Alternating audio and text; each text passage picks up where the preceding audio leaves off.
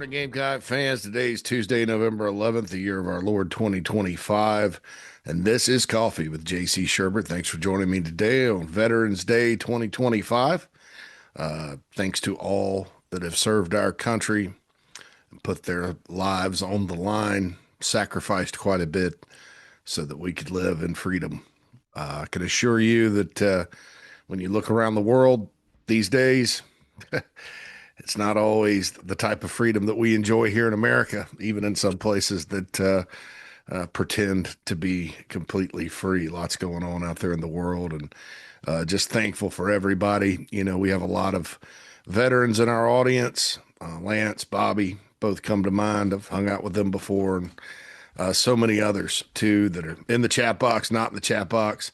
And just want to take this time to personally thank you on behalf of me, everybody at Chief Sports and thebigspur.com, inside the Gamecocks, my family, my wife, my stepkids, my brother, who is a veteran, who served our country in the Army. Thanks to him. His name is Jason. Shout out to him. Flies airplanes now, but certainly very, very thankful here on Veterans Day. Trying times in our country, but it's good sometimes just to reflect on the basics, you know, when there's all this stuff going on and over communication on social media and stuff, just to kind of think, hey, you know, we've got it good here. I don't give a flip what anybody says. We've got it the best here in the United States of America.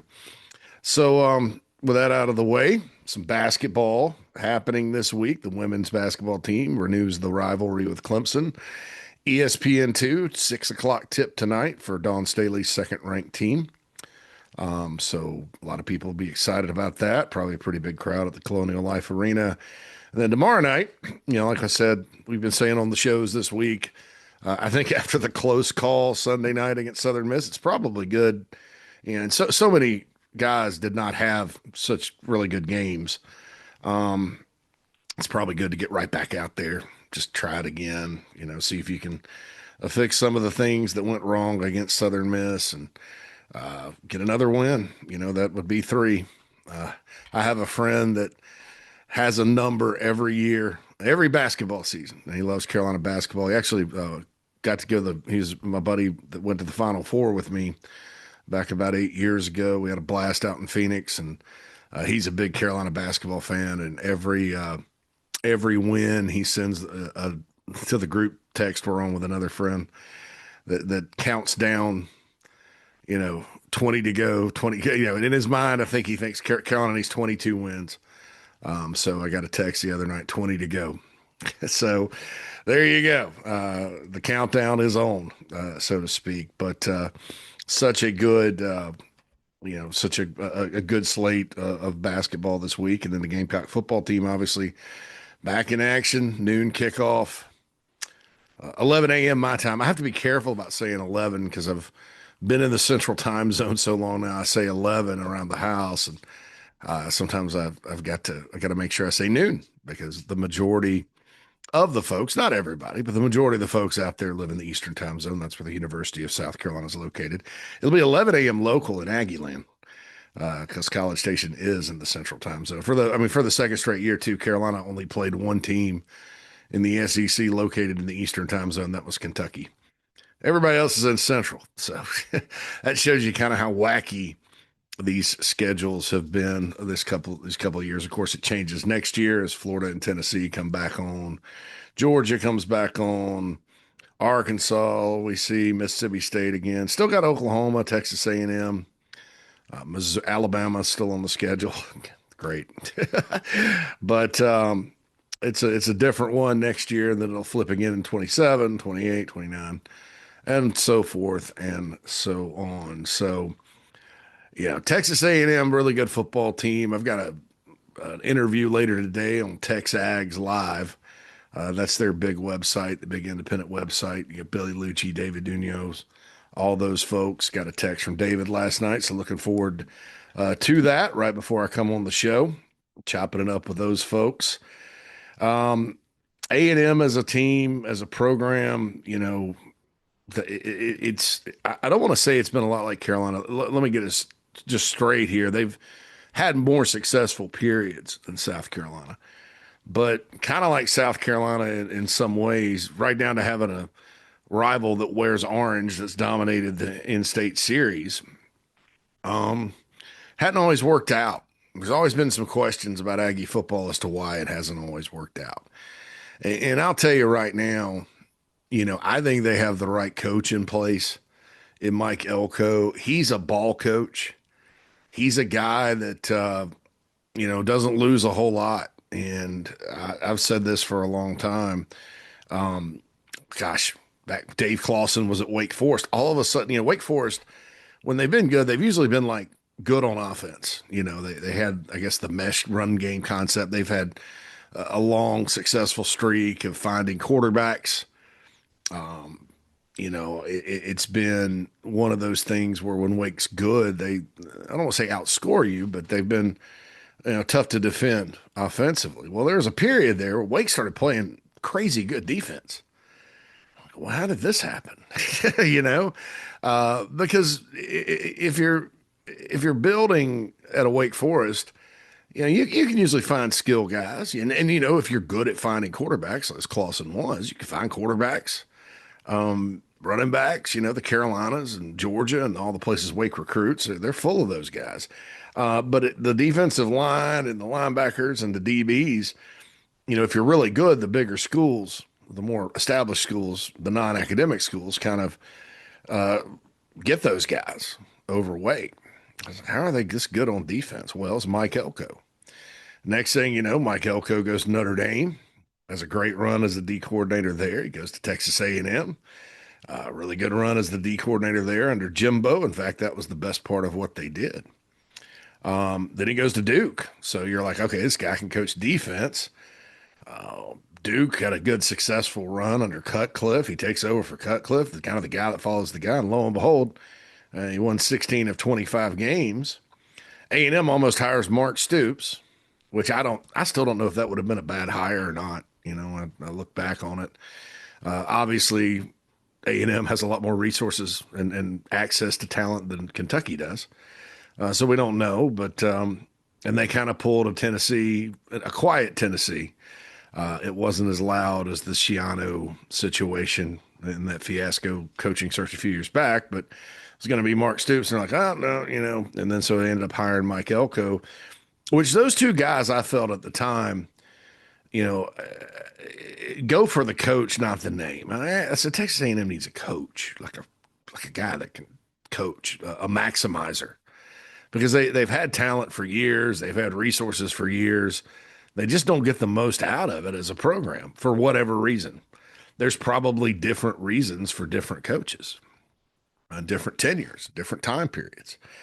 So, you look at it and here you go. It's Mike Elko. So last year they lost Notre Dame at home in his debut, and then they reeled off 6, 7 in a row till they came to Carolina and got beat, and they got beat again, and they got beat by Texas at home. Lost to Auburn on the road, beat by Texas at home.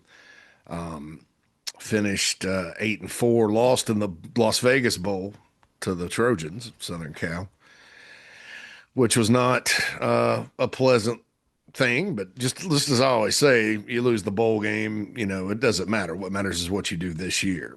Carolina did not struggle because they lost to Illinois in the bowl. In fact, they had two wins before they. Between that and the struggle period that is upon us right now. But I looked at it, and this year everybody had them. I think Crawford had them 6-6 at some point. Others, as the preseason predictions when it comes to Texas A&M usually are, said they're a sleeper for the playoff. I don't think they're a sleeper. I think they're probably one of, if not the best team in the SEC, and they haven't lost a game. They beat Notre Dame in South Bend. They, have not tripped up as people thought. They haven't really played a lot of close games. Auburn was a 6-pointer. Mississippi State was close for a half. LSU, they were behind at halftime. So they're a good second half team on top of everything else. South Carolina obviously has struggled in the second half with a couple of exceptions, Alabama and uh, South Carolina State. And that's it, especially on offense. Carolina hadn't been able to get it going second half hardly at all. Um, but you look at it, and they're a good second half football team. They don't flinch. Winning in South Bend like they did by a point, I think that gave them a lot of confidence early in the year. Marcel Reed at quarterback has been really good. This is not a team that you look at and go, well, they'll screw it up or they've been living dangerously. Georgia, so I'll compare them to Georgia a little bit. I know Georgia had a big win over Mississippi State and Starkville, but Georgia's been living dangerously. Yeah, Georgia had to rally to win against Auburn. They had to get up off the mat and win against Florida in the cocktail party. They had to come from behind and beat Ole Miss. Georgia's been one of those teams that's kind of had to rally. They got behind Alabama, came back, and ended up losing that one.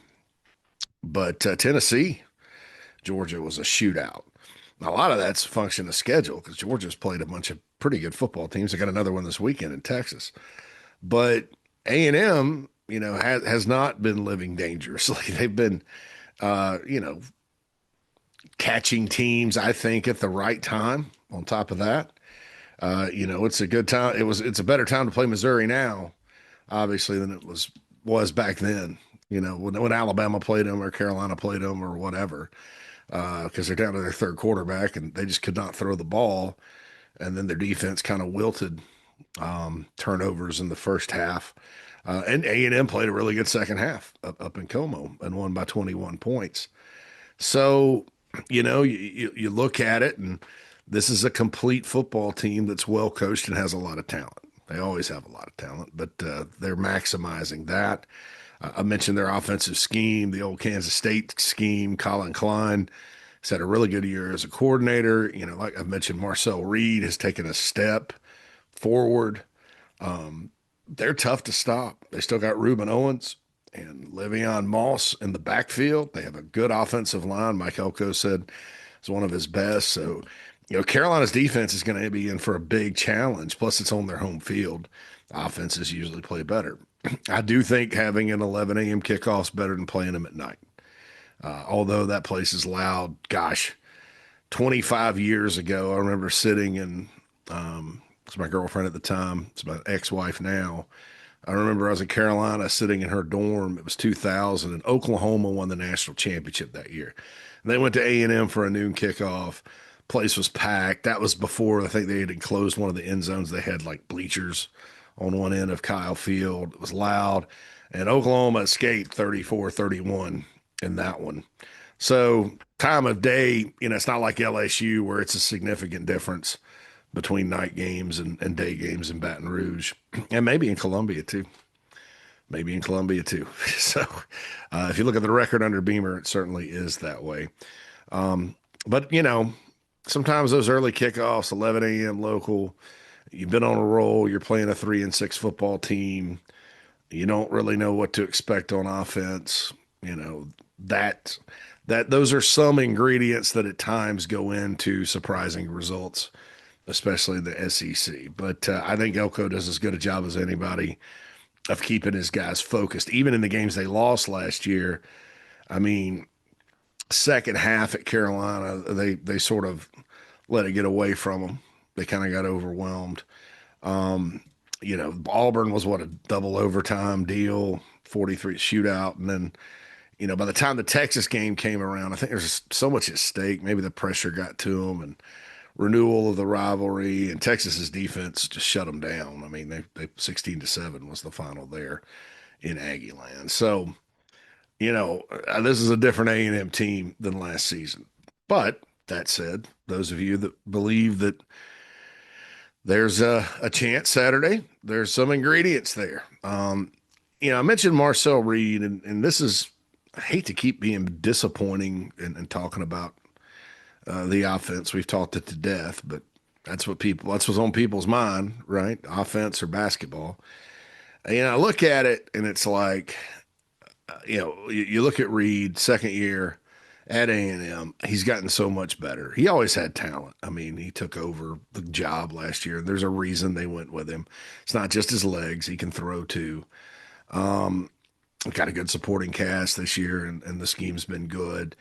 And you look at how much better he's gotten. You look at how much better Gunnar Stockton at Georgia looked compared to where he was in the playoff last year.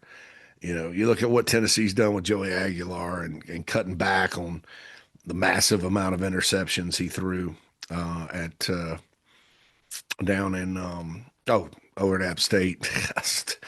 He never actually played at UCLA, JC. But you look at some of the quarterbacks around the league. Taylor Green at Arkansas is playing his butt off.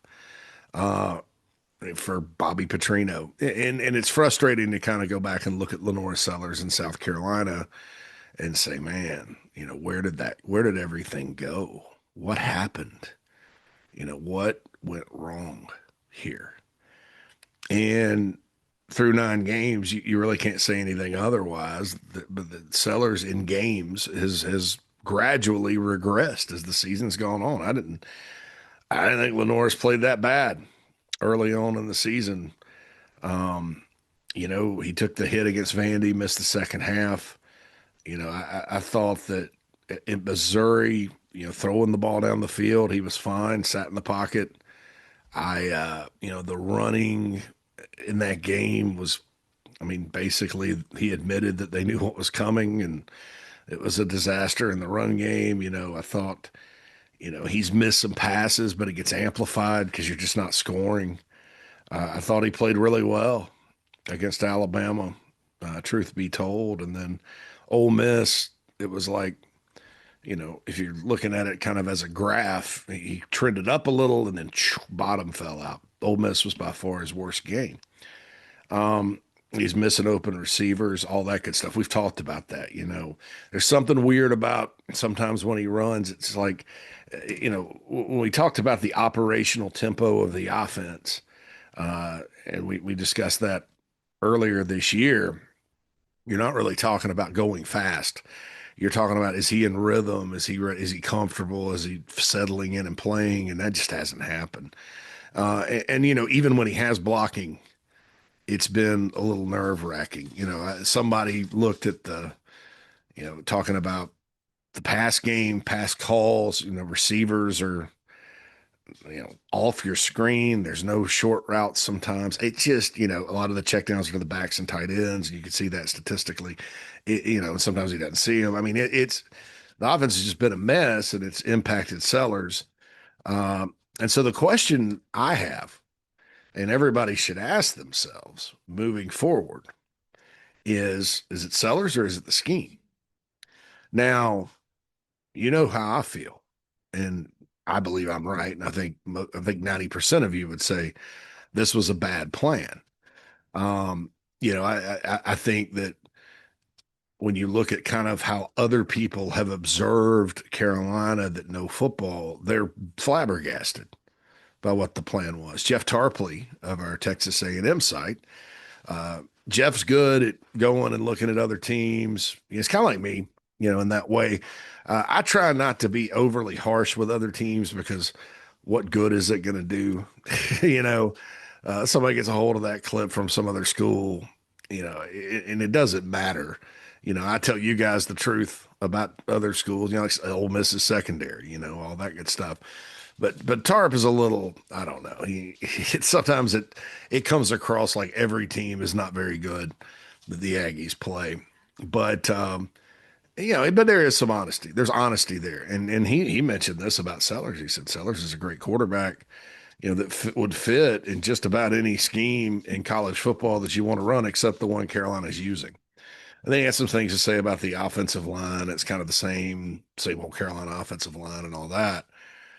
And so, although Carolina's offensive line played its best game against A&M last year, I think by a long shot, I don't think that game plan is going to work this year, by the way. There's no Rocket Sanders, and I don't think it's realistic to go replicate the run. It's just a different team, different weapons, different defense. different venue, all that good stuff. But so he said it. There's a lot of outside observers that have said it. There's people inside that have said it. I mean, it's almost universal from anyone that knows that this is a bad scheme. Now, can you anecdotally take some plays and go, Sellers should have done this and that and the other? Yeah, but that's in every game and in every scheme. Um, and this is, and people pick it apart. They'll have five plays. Yeah, I could go find five plays from the Clemson game. I mean, we've talked about how the run at the Clemson game, one of the most iconic plays in program history to win the game by Sellers. We've talked about how the staff kind of said, well, you could have hit that guy, could have hit Nick Harbor in the end zone. And I'm like, no, well, it's not, use common sense. Bad things could happen there. He just took it in his own hands. That's fine. That's a win. The object of the game is to win. It doesn't matter how, but you can always find plays. You can always find, oh, the quarterback messed this up or whatever. It's just the nature of the game. Do it in the pros, do it in high school. That's why you watch film and try to get better. It's not Xbox. Nobody's perfect, So that's, certainly you can find some things that he needed to hit. You got to hit open receivers. That's the bottom line. And there's truth to that. And there's truth to the notion that Sellers looks like he's trying not to make a mistake out there, throwing the ball. I mean, I can't even remember, when I'm trying to think of contested passes that he's thrown in 2 years. I don't know how many there been. I mean, I'm not asking you to go count. I'm certainly not going to count them, but I can't really. A lot of times when he throws, the guy's wide open, or at least breaking open. Maybe they don't think they have a receiver that can catch a contested pass. I don't know. I'd be surprised about that, but and I'm sure there are some, but it just seems like he doesn't. It seems like he's trying not to make a mistake. And I think that when quarterbacks are asked to do a lot of processing from the pocket, and you're behind an offensive line where you better get it out. Younger quarterbacks, inexperienced quarterbacks, and college quarterbacks, not NFL quarterbacks, rookies in the NFL, it takes them time to get the football process. Not everybody's Peyton Manning, man. Tom Brady. You want to know why those guys were good? Processing. They, and that's it. So that's why they're good. That's why they're good, because every play's designed to get yards, score, whatever. And so if you process it right and hit the guy, in theory, you should be successful. There are zero quarterbacks in college football that can process like a guy like Tom Brady, Peyton Manning, or 99% of the guys playing in the NFL right now.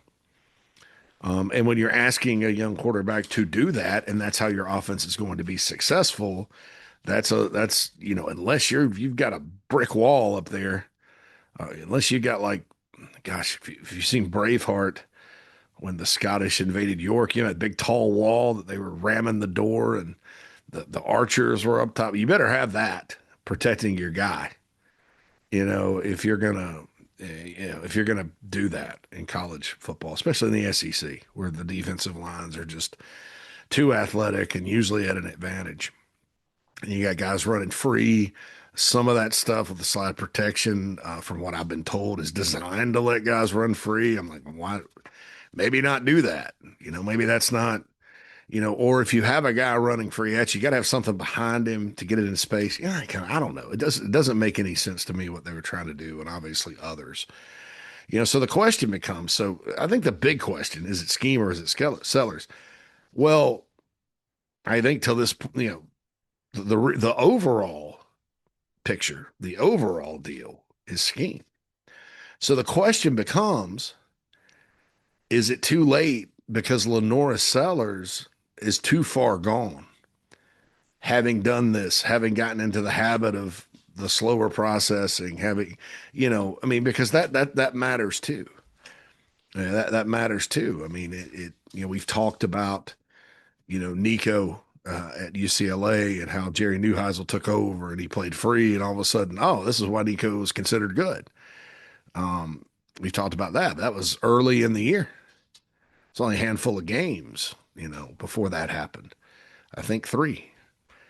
We've talked about, you know, uh, Auburn, and that was their backup quarterback. So it wasn't really like Jackson Arnold went out there and did all that when they had a new thing. So maybe, I mean, and he may be too far gone.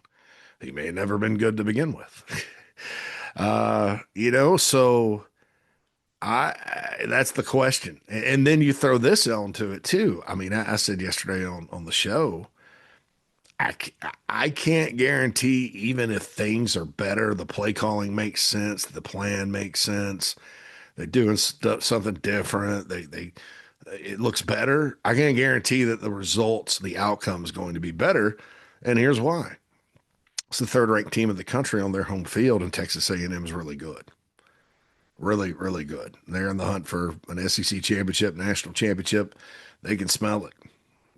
They have Carolina, Samford, and Texas going to Austin at the end of the year with a lot on the line.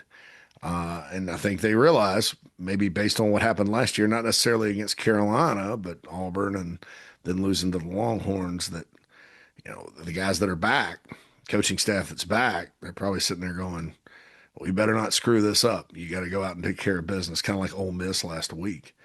So, even if things are good, there's some questions. Number one is Sellers, is he just going to have to rock and roll another year, live to fight another day?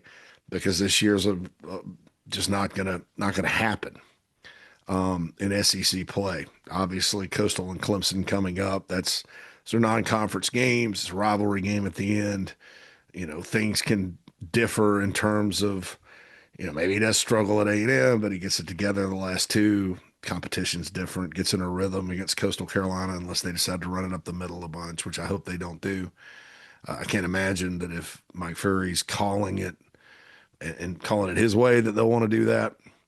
And when I say run up the middle, I'm not talking about some of the inside zone, the really good, some of the good stuff that Sean Elliott likes to run. Those are runs up the middle.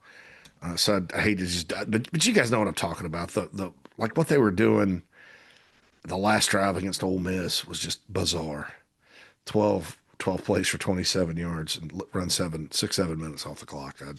In down 9, fourth quarter. Never will understand. If you want the big picture too on this, I'll never understand why a team that, from the opener against Virginia Tech, you had to, you look at them and you're like, well, this is not a line them up power run team. They don't block well up front. They probably need to be a little bit more imaginative. They're not just going to line up and run through people. They didn't against South Carolina State. They certainly didn't against Vandy. Certainly could not run the ball against Missouri. So by that point in time, I mean, the Kentucky game, great. And LSU, they got some yards, but one of, when you have an 80 something, 82-yard touchdown run, those stats are going to be skewed. And then it just hasn't happened. So I hope they get away from that. Find creative ways to run the ball. You're gonna have to run the football, but if you run it with Sellers, and then you build off of the creative things that you do in the run game, where you're getting yards, and then hey, everybody adjusts. They're like, well, they're killing us on the outside. Then hit it up the middle. You never know what's going to happen. So and I'm not saying no inside zone, no this, no that, no the other. I'm saying, the way it's unfolded in games where they just are stubborn and beating their heads against the brick wall, you kind of can tell early if they're stopping it. Don't keep doing it. Get back to it later. Yeah, that's allowed in the sport of football. You can change things up to get things going, and then come back to something that may be open later. That's play calling, offensive coordinating, whatever. So, hopefully that kind of unfolds run game wise. So, they're going to have to throw the football well. They're going to have to run the football well, find a way to run the football well, not just run it in the middle. And they're going to have to be balanced and unpredictable, You got two things: balance and unpredictable. If you're balanced and you always go run on first down, pass on second, and then depending on down and distance, you're either going to run if it's short or that's not everybody's going to dissect that. They're too good. They're too well coached defensively. Arkansas kind of kept them off. There's been teams that have kept them off balance this year. Arkansas put 42 on the board in Fayetteville. It's Bobby Petrino dialing them up, man. And they could run and they could throw. So they gave up 200 rushing yards to Missouri. Missouri, I think, threw for 77. No, it wasn't. But Carolina's got to have a passing game, and they got to settle the Norris in. So back to the big question: is it Sellers or scheme? I think it's definitely scheme. But you know, even if, and I'm not making any guarantees. I'm not saying, oh, well, Mike Furry's going to go in and call this great game and change things. I have no idea what to expect because it's a team collaborative effort. It's a new play caller in 2 weeks. It's a team that has struggled, that probably doesn't have a whole lot of confidence. It's a quarterback that's struggling.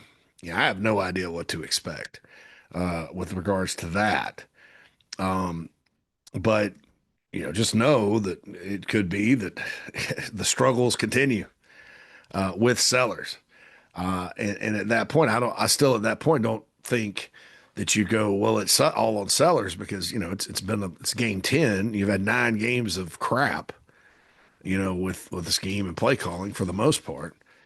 And, so it's hard to break out of a slump. I do think Sellers needs a slump buster.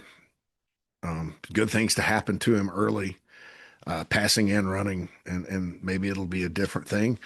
But maybe, being hesitant and hold on to the ball and stuff like that, that's hard to break, especially, it may be different plays, but it's the same players up front.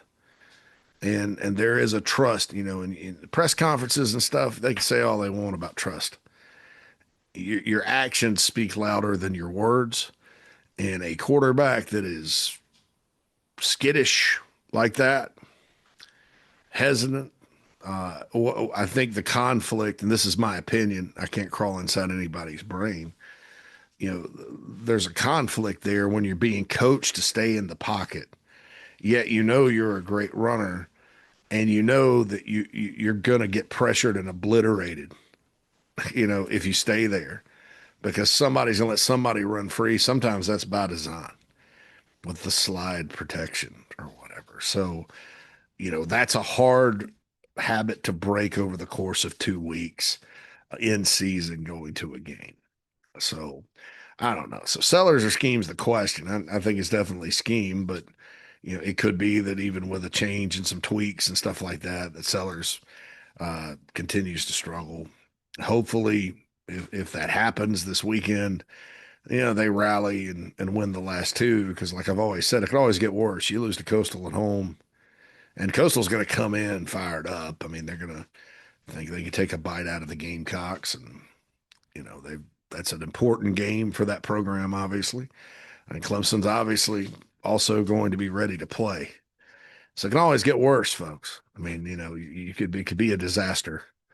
It may be one that's a bigger disaster than it already is, if this happens. But I feel a little, you go to Texas A&M, you struggle, then it's do or die. You either come back and play Coastal well and beat them like you should, or you don't, and then who knows what'll happen against Clemson. Time's running out. Time's running out. But there's all kinds of theories or scenarios in any football game that determines the outcome. And sometimes the scenarios that will lead you to victory happen, like Auburn last week, and they still lose to a good team. But I did want to go over those, just to say that this game this weekend's probably not going to give us concrete answers like we want. Let's say Carolina goes down there and wins. I still don't know that that's a concrete answer. As far as, was it all scheme? Is some of it Sellers? because of scheme. And that's where I stand. People that want to go either or, black or white, it's really not an either or question. It's really a little more nuanced than that. But what I'm saying is there could be a scenario where this thing's already gone. This thing's gone bye-bye. And when you play the third-ranked team in the country, that's not a good scenario to have. But we hope for the best, and it's a good opportunity. Like Perry Orth said last week, like everybody's been saying, you get a chance to put on the garnet and black and go play with your teammates and have a chance to make some history, and that's always exciting. And a bowl trip is still out there. There's going to be a lot of teams in the SEC that aren't bowl eligible. So maybe you get a pretty decent one. You don't have to go to Birmingham if you get to 6-6. But you want to talk about something that would save the season, you go win this game. I don't know that saving the season's relative, but you went out and get to a bowl. People are going to feel pretty good, and that kind of thing. But it's a tall task, folks. It's a tall task. And one I'm afraid is not going to give us concrete answers. It'll give us ideas. It'll give us ways to formulate opinions moving into the final two at home. But, there's just a lot there that you have to kind of digest and break down. All right, the show later today, it's Terrible Tuesday on Veterans Day. So it's not going to be that terrible with Mad Dog and I. That follows the morning show. Jamie's got a good lineup. Rob Williams is in again as Mike is off calling basketball. Rob Williams will co-host. Preston Thorne's in. Derek Scott, the voice of the Gamecocks, men's basketball team and baseball team. He'll be in to talk a little bit about the Southern Miss game. Derek always gives a great perspective from his vantage point at the games, and that'll be good. Sports Talk tonight, 6 to 8. Tailgate Talks with Pat and Steven is released tomorrow morning on the Chief Sports app, and then the Late Night Gamecock Show tomorrow night. Please go subscribe. And I don't know if Rob will have a playoff rankings SEC Sunday night done or not. Please go subscribe to Four Quarter Friday on Apple and Spotify. Go subscribe to the Late Night Gamecock Show on Apple and Spotify. And go subscribe to SEC Sunday Night on Apple and Spotify. They're now available to add to your podcast collection. And certainly we appreciate everybody listening on podcast on the ITG channel. Please go rate us 5 stars. Write a nice little review. We always appreciate that. Appreciate all of our YouTube audience as well. All right, this has been Coffee with JC Shurburtt. Have a great, terrible Tuesday. See you later. JC and Mad Dog Mully on the Gamecock Show.